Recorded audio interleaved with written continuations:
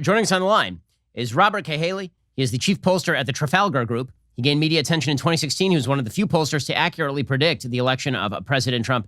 He now suggests that President Trump may, in fact, have the upper hand going into Election Day. Robert, thanks so much for joining the show. Really appreciate it. It's great to be here. So let's talk about why Trafalgar seems to be taking the sort of counterintuitive stance that Trump has the advantage in the election tomorrow. Most of the available polling averages suggest that Trump has a very slim chance of winning in the Electoral College, no chance of winning the national popular vote. The polling averages have a lot of the swing states as margin of error. Arizona, Florida, North Carolina, margin of error. The blue wall states of Michigan, Wisconsin, and Pennsylvania, they've got those polled out anywhere from a Biden 7-point lead to a Biden 3-point lead in places like Pennsylvania. Where do you have these various states rated? We have Florida, Arizona, and North Carolina all as wins of better than 2%. We have Michigan at a win of about 2%, Pennsylvania to win of around 1%, Wisconsin, I think we have Trump down by 1%, and I think he's down by 2% in Minnesota. However, in Minnesota, we have Kanye getting 3.3. We think some of that will fade away. Without Kanye, Trump is winning Minnesota. And Nevada, I believe we had a Trump down by 2.5%. Okay, so looking at those differences in poll statistics, is that just a difference in how the modeling is done and how you're weighting particular votes? And what is the vote that people are missing? Is it the rural white vote? Is it sort of a silent generalized Trump vote? Well, what exactly is everybody else missing if you guys are right? It's not actually in the weighting or modeling. It's more in the construction and how we do our surveys. One, we really work very hard to minimize the social desirability bias, which is the tendency of people to give an answer that's makes them look best in the eyes of the person asking the question. So a lot of these are media polls that rely on live callers, which is the absolute worst way to poll someone like Trump, because people are hesitant to admit they're voting for him. And even when you do things that aren't live, you have to fight that, because there's conservatives, and Michael Moore even said this best. The conservatives are a little iffy about kind of revealing they're for Trump on the phone or in any way. So you've got to really work to minimize that effect in every way that you can. We also include in our samples people that are not necessarily most people consider likely voters. We look to people that we think are going to be first-time voters or first-time and a long-time voters. We did the same thing in 2016, and we saw who the new people were who showed up in the primaries, and then we built a model for the fall that said, hey, let's assume these people that meet these same, that we came up with like 57 characteristics, and people that met like 12 or more of them, we put as potential people who would participate in the election. And we're doing the same thing this year. There's a lot of low propensity voters we think that are definitely going to vote in this thing. And so we've kind of modeled out what they look like, and they represent part of our sample.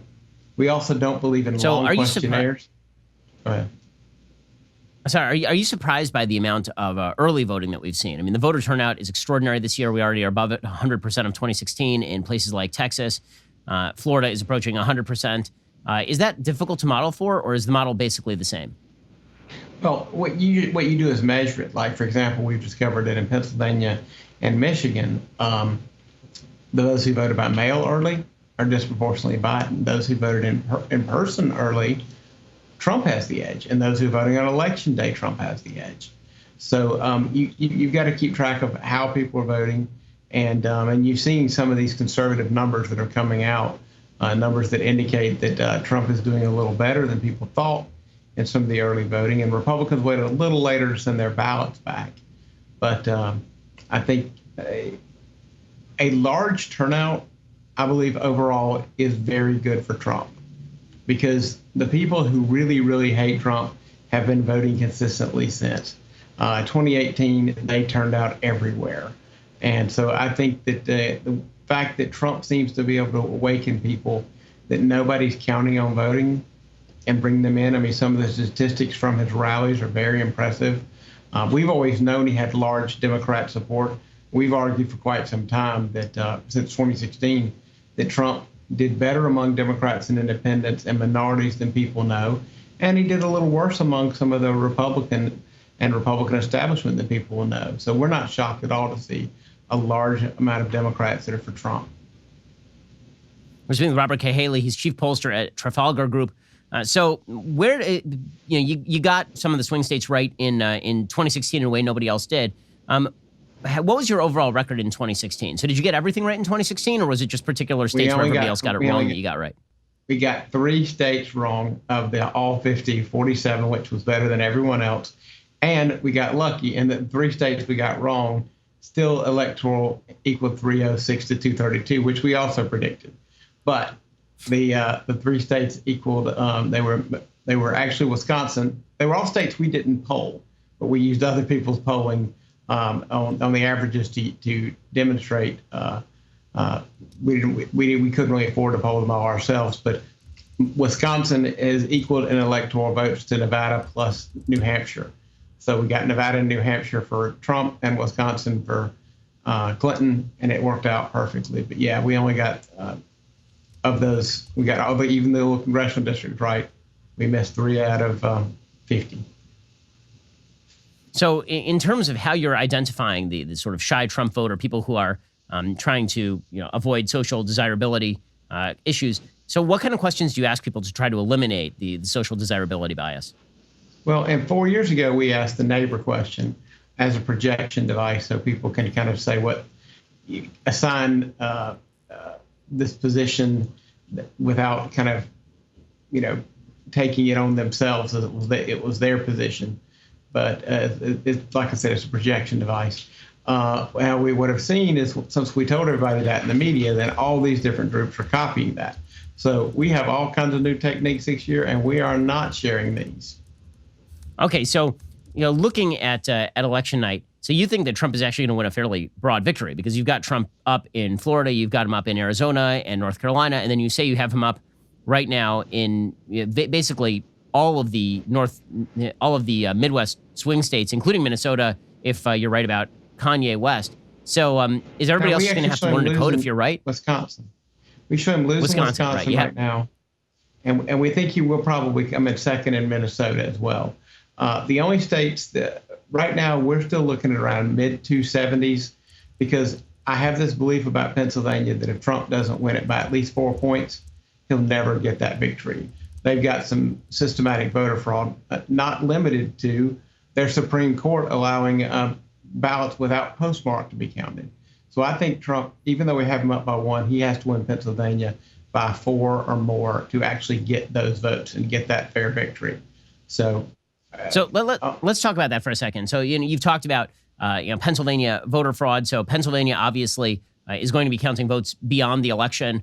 The rules in Pennsylvania allow for the votes to be counted, maybe not with or without a postmark. So it could be that people are voting after the actual election day, believing that a late wave for Biden will put him over the top over there. I'm pretty skeptical generally of both claims of voter suppression by the left and claims of voter fraud on the right. Well, what sort of evidence do we have that there's going to be widespread voter fraud that Republicans should be worried about? Well, first of all, there are numerous. Philadelphia, they're literally every time I get a call from one of these Philadelphia reporters, I send them an email with like 15 articles of all the voter fraud and voter convictions and everything else that happened in the city of Philadelphia. And I mean, simply the Supreme Court ruling dominated by Democrats on the state Supreme Court, allowing votes to come in without a postmark. I mean, that's the door right there. I mean, you could dismiss everything else. That ruling in and of itself lets somebody figure out how many votes they need, flood them in with no fear of a postmark throwing them out. That is not a legit way to vote. I mean, postmarked is a simple thing. If you can't get the postmark, you get it there in time. Now, presumably, if that actually happens in a place like Pennsylvania, that will be elevated to the Supreme Court again. So the Supreme Court sort of punted that question down the road. They didn't say that they wouldn't accept the case again. Alito and Kavanaugh and others on the Supreme Court suggested that if it comes down to Pennsylvania and it is that close, that this may get elevated to the Supreme Court again, asking questions about whether, in fact, non-postmark ballots can be counted, which just shows you why the Supreme Court should have said this in advance, as opposed to waiting on all of it. So looking at the impact of COVID on all of this, what kind of turnout do you expect to see on Election Day? Because there's a lot of talk about how everybody is the early voting, in other words, drawing generally from people who are going to vote on Election Day, or are we really seeing this vast wave of new turnout that wildly exceeds what anybody was expecting? I still think there's going to be, wildly exceed what people are expecting in the total vote when it's done, yes. Wildly exceeding what people expect on Election Day as compared to normal election days, no. I think that when it's all said and done, the turnout on Election Day will be sufficient that it, along with the early and absentee mail-in turnout, will vastly exceed it. And yeah, I think that the people who are worried about COVID, they voted and they voted absentee. We have we poll the COVID question all the time, and there's a very, very small segment of the population that is willing to let COVID dominate their life anymore. The vast majority, 60+% of the people are like, hey, I wear the mask, wash the hands, social distance, but you got to get back to life. And so I think that this issue of Biden won't rule out shutdowns and Trump will has really kind of shifted this race a little bit. We find young people who tell us they don't like the president, but they're going to vote for him because they're sick of lockdowns. And nobody actually believes they work. That they believe that the social distancing, the masks, and everything that's being done now is just as effective as that is. So there's a real sense of getting back to life and not ruin the economy. And you're seeing it from hourly workers in Nevada. You're seeing it from moms who want their kids back in school. I think it's become kind of the defining issue in this campaign of shutdown or no shutdown. And if that's the way people vote, it won't even be close on Election Day. So what do you think is going to happen in the Senate races? So obviously a lot of very close Senate races. We've seen the Republicans on sort of knife's edge in terms of their majority. Joni Ernst has popped out to a lead in Iowa, which is sort of unexpected. Tom Tillis and Cal Cunningham are running a very competitive race in North Carolina. Obviously, both Georgia Senate races right now are within margin of error. So where do you think the Senate ends up? Well, I don't buy most of that polling. I said Joni Ernst was never in trouble to begin with. So that I didn't buy into that at all. I also don't believe that either one of the Georgia Senate races is in jeopardy. I think that more than likely you'll see a nice runoff happening on the special election, and quite possibly you'll see Perdue reelected without a runoff in the other Georgia race. I think that Tillis is going to be victorious. North Carolina is moving that direction. I look up there in Maine. Maine is different. Maine's, there are other senators and independent. You've got Collins, who kind of, voted for Kavanaugh and against Barrett. I mean, that's kind of middle of the road stuff in Maine that's not that strange. Their ranked choice voting thing, though, it gives me some pause on that one. This is the first time testing all that out. And I don't know that I think there's a wealthy gentleman running in there. Don't know whether his votes end up at their second choice being for Collins. I think when you look into Colorado, I think that's going to be very tough for Gardner unless there's a Trump wave of 3 or 4%. I think if Trump were to come within 2%, Gardner could win that race. McSally is totally dependent upon the level of the Trump victory in Arizona. If he can win it by 3 or 4, I think he pulls her up too. I think John James does win the Senate race and defeat Peters, and in Alabama, I think that's an easy win. So I would say the Republicans pick up one or lose one, but I don't think the majority is that much in question. Robert Cahaly, chief pollster at Trafalgar Group.